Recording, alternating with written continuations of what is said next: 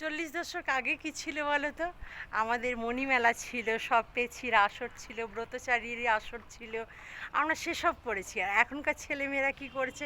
Karate শিখছে, volleyball শিখছে, football শিখছে, দাবা শিখছে, সবই শিখছে। কিন্তু কি বলো তো, ওই মায়েরা নিয়ে যাচ্ছে সাথে, মায়েরা নিয়ে আসছে, সঙ্গে করে যাচ্ছে আর আসছে আর কি। আমাদের সাথে কি বলো তো, মায়েরা থাকেনি। তো আমাদের স্বাধীনতাটা মনে হয় তখন বেশি ছিল। আমরা কিন্তু ওই 6:30টার মধ্যে যাই করি না কেন, 6:30টার মধ্যে বাড়ি ফিরে আসতাম। এখনকার ছেলেমেয়েরা কিন্তু ওই মায়ের সাথে যাচ্ছে আসছে, বাড়িও ফিরছে ঠিকই, কিন্তু একটু যখন বড় হয়ে যাচ্ছে, মানে 18-19 বছর হয়ে যাচ্ছে, তখন কিন্তু তারা আর 6:30টার সময় বাড়ি ফিরছে না। আর আমাদের বেলায় 18 বছর হয়েছে মানে 6:30টার সময় বাইরে থাকবে, মানে মহা অন্যায় কাজ। বাড়ি ফিরে মানে 6:30টায় তোমাকে যেখানেই থাকো বাড়িতে ঢুকতে হবে।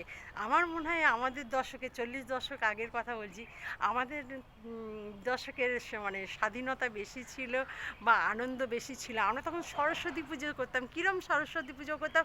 মানে সাইকেল দাঁড় করিয়ে, কোনো লোক যাচ্ছে তাকে দাঁড় করিয়ে, বা মনে করো কি লরি দাঁড় করিয়ে চাঁদা তুলতাম। মায়েরা বকুনি দিত না কিন্তু তখন। কিন্তু এখনকার ছেলেরাও এসব করতে গেলেই কিন্তু বকুনি খাবে মায়েদের কাছ থেকে আগে। এখনকার ছেলেমেয়েরা ওইসব আর করে না।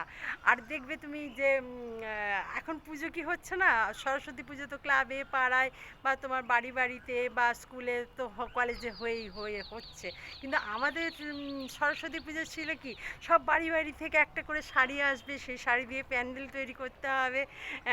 তারপর সারা রাত জেগে তোমার প্যান্ডেল পাহারা দিতে হবে, যাতে কুকুরে না কিছু করে দেয় প্যান্ডেলটাকে।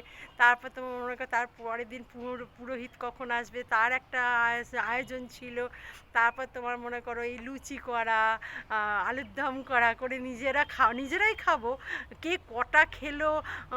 আমাদের সময়তে এমন ছিল, আমরা যখন সরস্বতী পুজো করেছি নিজেরা, আমাদের গ্রুপে এমন কিছু ছিল, মানে ভাইয়েরা আর কি, কেউ 70টা পর্যন্ত লুচি খেয়েছে, কিন্তু কোনোদিন ভাগাভাগি করিনি। আবার যে কটা বেঁচেছে ভাগ করে বাড়িতে নিয়ে গেছি।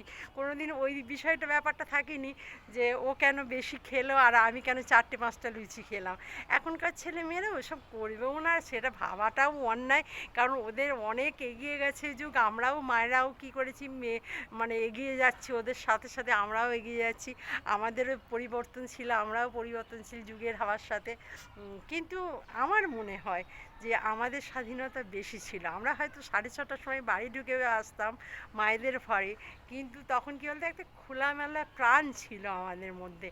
আমরা ডাংগুলি খেলেছি, আমরা মার্বেল খেলেছি, আমরা কি বলে তোমার ওটাকে ঘুড়ি উড়িয়েছি। কিন্তু এখনও ছেলেরা ঘুড়ি ওড়ায়, কিন্তু মেয়েরা কেউ ঘুড়ি ওড়ায় না, কিন্তু আমি উড়িয়েছি ঘুড়ি, জানো তো।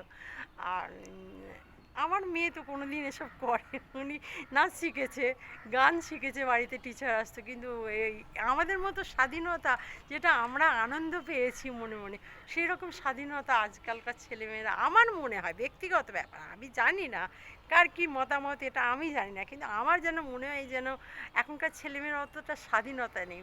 বড্ড বেশি প্র্যাকটিক্যাল ওরা। ওরা মোবাইল হাতে পেয়েছে, ল্যাপটপ পেয়েছে, কম্পিউটার পেয়েছে, তাতেই তা ওদের জীবনটা।